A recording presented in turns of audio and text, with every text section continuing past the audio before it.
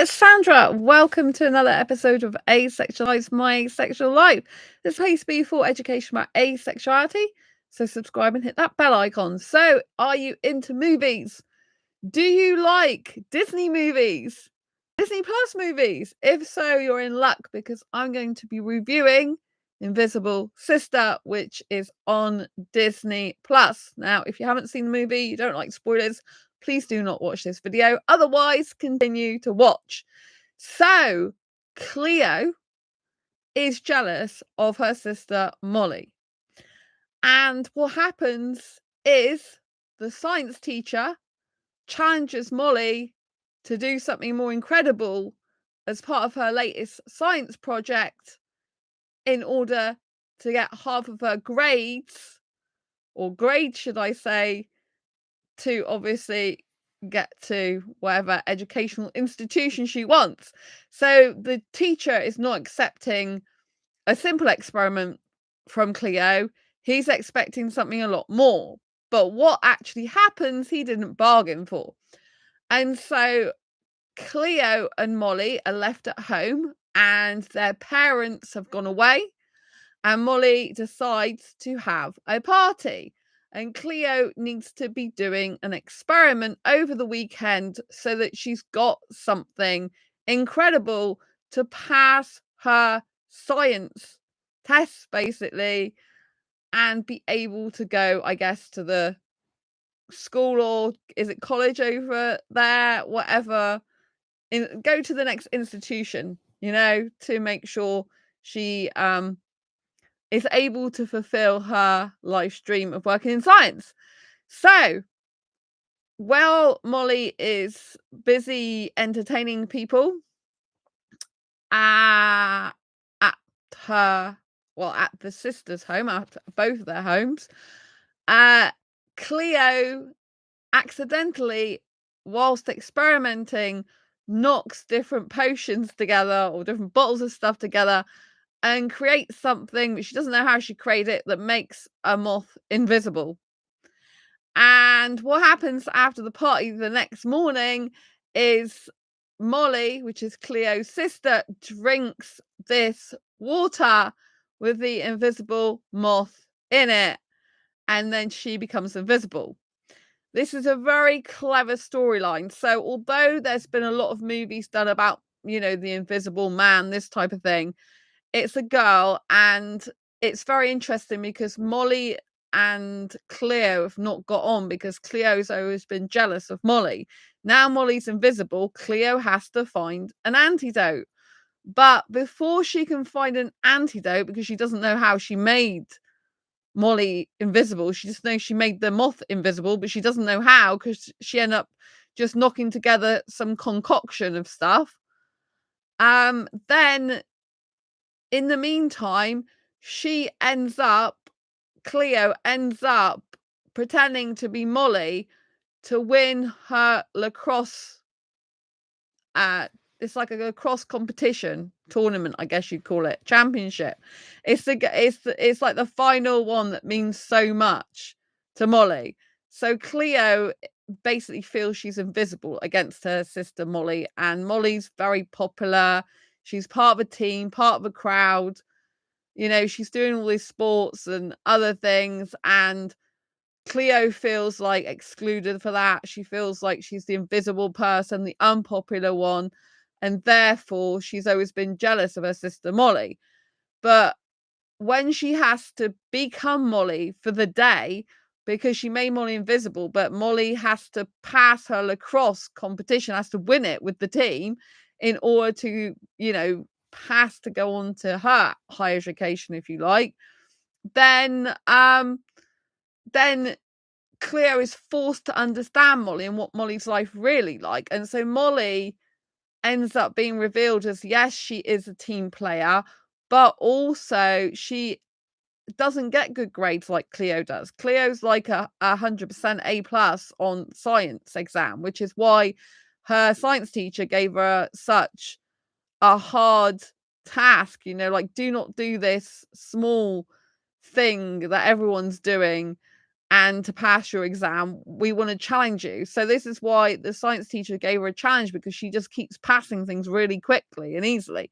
Whereas you find out Molly, who she's always looked up to and been jealous, struggles to get like a C. And it's really difficult for her. And Molly works together as a team in the lacrosse, but it's hard frigging work. And Cleo finally sees that, oh my gosh, her sister has to put a lot of time, energy, and effort into lacrosse, and it's a lot of pain without training regularly, and it's like it's tiring and exhausting. And so anyway, she begins to understand Molly, and she begins to see that Molly does struggle. You know, she's not the perfect sister that Cleo thought she is. You know, she struggles to get grades, and like Cleo's like, why didn't you ask for my help? And Molly's like, well, because you're never around. And because Molly is Cleo has shut herself off to Molly because she's been jealous of Molly, so that they've been like rivals. Although I'd say Cleo is more like dissing Molly rather than Molly dissing Cleo, if you know what I mean. But Cleo just hasn't been around for Molly. So when Cleo has to win the tournament, if you like, of lacrosse for Molly, whilst pretending she's Molly, she really starts to understand the whole of Molly's life, because before that she has to do team building exercises. She's like the captain, if you like, of the lacrosse team. She's got to do trust exercises, truth exercises, emotional truth exercises, and the team provide a safe space for her to do that. And Cleo's never been able to do that before, but Cleo's got to pretend to be Molly. So it's very, very interesting. And it's a juxtaposition, because although Cleo made Molly invisible, Molly finally gets to understand what it's like for Cleo to feel invisible. Even though Molly has actually become invisible and people can't see her, it's like a metaphor, you know, for being invisible in the world, feeling like you don't matter, that no one notices you, that you're unimportant, that everyone's cheering for your sister but not for you. Because when Cleo had to pose as Molly and pretend to be Molly, and Cleo got all the glory for winning the lacrosse championship, then Molly realized what it's like to feel left out, which she didn't really understand before.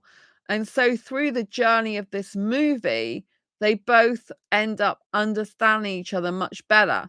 Cleo ends up understanding that Molly isn't great at getting grades. She really struggles. She really has to fight for getting good grades. And Molly says to Cleo, you know, like, I might be good at athletic stuff. I might be good at, you know, like working as a team and stuff. And I might be good at, you know, like doing lacrosse, but that doesn't really get me anywhere after, you know, to move on to higher education. Doesn't, after school finish, doesn't really get her anywhere. And then Cleo's like, well, yeah, you are able to understand people and then act accordingly and respond to that, to bring out the best in people. So in other words, Molly is emotionally intelligent, highly emotionally intelligent. And even if she doesn't have the academic 100% or A's, Cleo recognizes that Molly brings people together and is able to see when someone needs help or got a problem and can solve it, and basically care for people emotionally. And Cleo thinks that's a great thing and lets Molly know that. And Molly says, I understand how it must be to be invisible. But Molly has also pretended to be Cleo at one point, dressed in a bear costume, which is hilarious, and asked this guy out on a date, which Cleo has kept refusing, even though Cleo had a crush on this guy. And this guy clearly likes Cleo. Cleo kept thinking it was just a joke, and because she's got low self-esteem. So Cleo kept basically shunning him, saying, you know, like pushing him off, thinking it was a joke. But he was being serious. So Molly posed as Cleo in a bear outfit because she couldn't show herself because she's invisible, and asked the guy of her dreams out on a date, which Cleo would have never done because Cleo has always pushed him away and been too shy, like she pushed her sister Molly away. And in the very end, I love the message of it, that anyone in the world can go from being invisible to visible when you show the world who you truly are. And that's the message of the whole film. And that's a beautiful message to send to people, you know? And I think a lot of asexuals, unfortunately, worry about what people think, don't be their true authentic selves, worry about what their parents think, worry about what their teachers and people online think of them, and they play small, you know? They don't allow themselves to flourish and to shine and to be the beautiful beings they are. And so please heed this message, that in order to be visible, you need to show the world who you truly are. And how do I know this is true? Because I used to be that person years ago that felt invisible.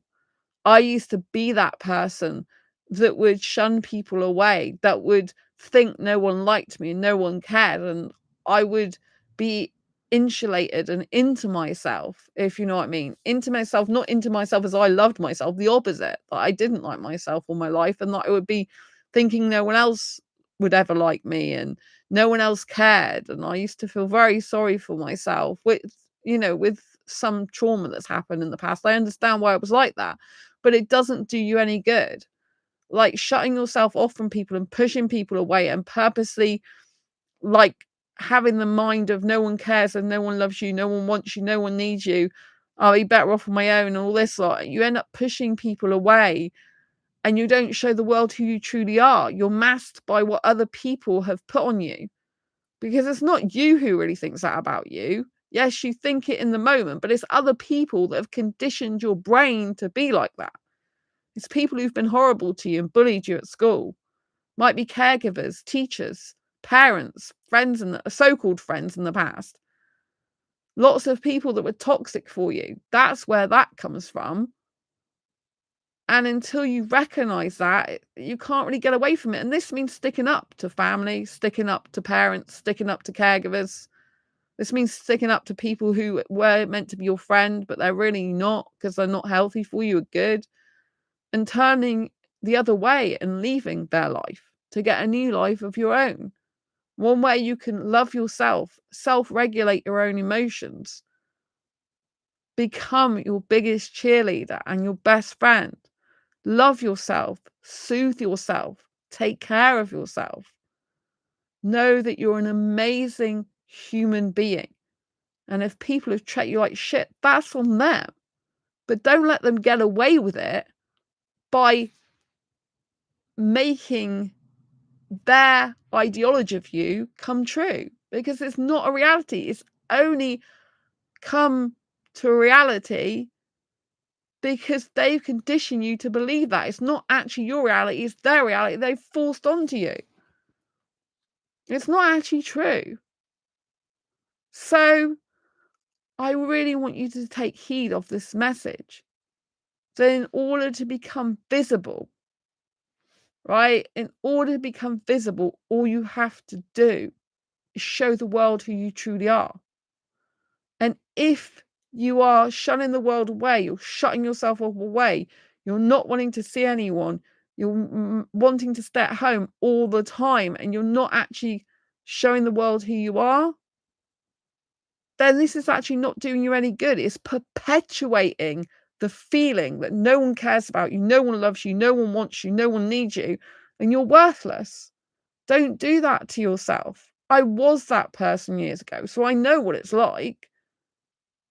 But I eventually started seeing good in me. Eventually, I started seeing skills I had. Eventually, I started seeing that I've had lots of life experience. Eventually, I started understanding that some of the people who I thought cared about me the most are actually the people that are perpetuating the story that I'm no good. And they're making me feel the way they do, but they can't make me feel the way I do as such, because I'm in charge of my own emotions. But when someone conditions you, they're actually manipulating you and putting things in your head that don't even exist. And from that point of view, they're influencing you. But unless you realize they're doing that to you, you can't get out of their influence. And the problem is you can have whole families being like that and relatives being like that. Their parents or grandparents will tell, like, the aunts and uncles, "Oh, she's this way, he's that way." Before you know it, the whole family is kind of, like, not cheering for you, right? So you have to differentiate between the reality of the situation and what they're perpetuating, which is often a load of rubbish, right? So I see some people and they're so afraid of what their parents say, and they're like, "Oh, I can't say the truth." If you can't say the truth, you're just living a lie to your family and parents. How is that going to make you feel? Is it going to make you feel really good in the end? No, it's not. It's better to speak your truth and be who you truly are. If you haven't checked out Invisible Sister on DisneyPlus, I strongly urge you to check it out because it is a really, really good movie. And you have to see the movie really to understand how the sisters become more understanding of each other and how one acted and became invisible in the metaphorical sense and the other one actually became invisible for the day. So go and watch that movie and take heed of this message, whether you watch the movie or not. Then in order to go from invisible to visible, which anyone can do, you need to be who you truly are. I hope you've liked this video. If you have, please give it a thumbs up. Don't forget to subscribe and hit the bell icon so you never miss an episode. I'll see you soon in the next video. And yes, it is a no sex movie. So if you're sex repulsed, enjoy watching Invisible Sister. Bye. Take care. Lots of love.